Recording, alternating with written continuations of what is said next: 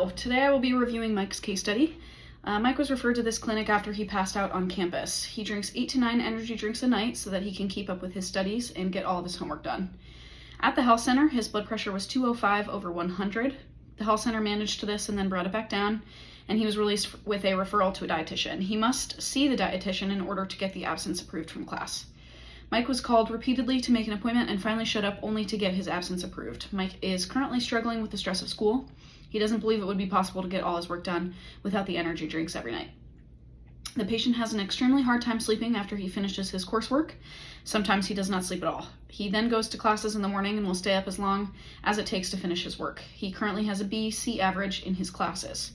He is often so busy doing homework and getting himself to class that he rarely eats, and if he does, it is fast food, convenience food somewhere on campus. He often forgets to eat when he is studying at night.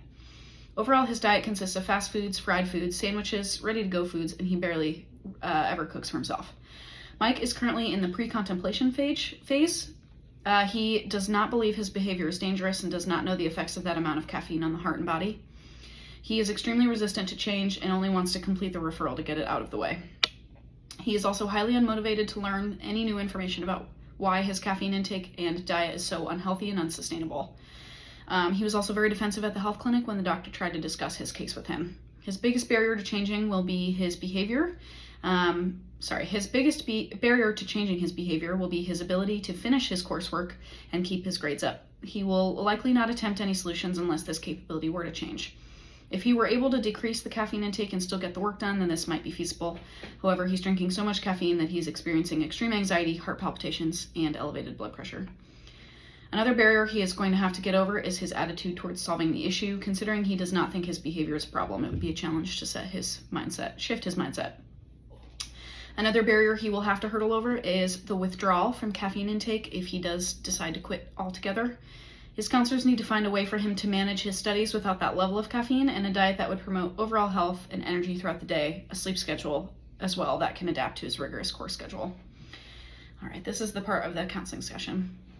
Hi Mike, my name is Ellie and I'm going to be your dietitian today. It is really nice to meet you. What brings you in today? Hi, I was told I had to come here so that I can get my absence approved for class. Okay. What is the reason that they told you they were referring you to me?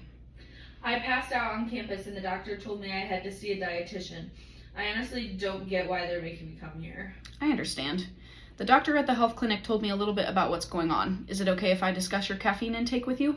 Sure, I guess. It seems as though you drink caffeine in order to stay awake long enough to complete your homework. Is that correct? Yes, I have a lot of homework every night and I could never finish it all unless I stay up as long as possible to finish it. How does caffeine make you feel after you drink it? Can you walk me through a typical night of studying? Well, I usually drink 9 in a night.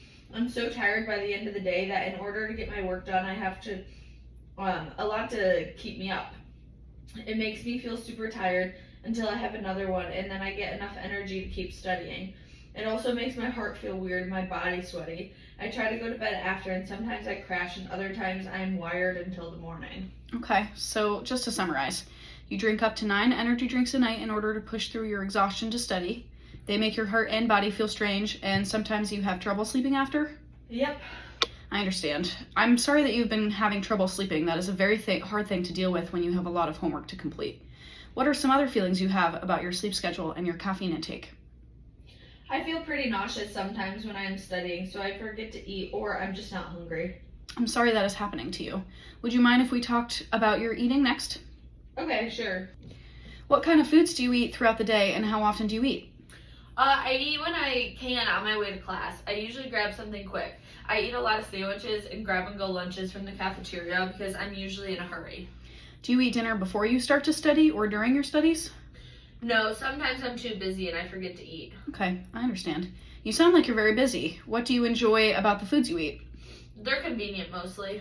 What are some less good feelings you might have about the food you eat? I'm not sure. I don't know what this has to do with me being referred here. You are completely valid. Would it be okay if I shared a little bit about proper eating habits and how they relate to better sleep and more energy? Fine. It isn't going to change how I study, though. I need that caffeine to finish every night.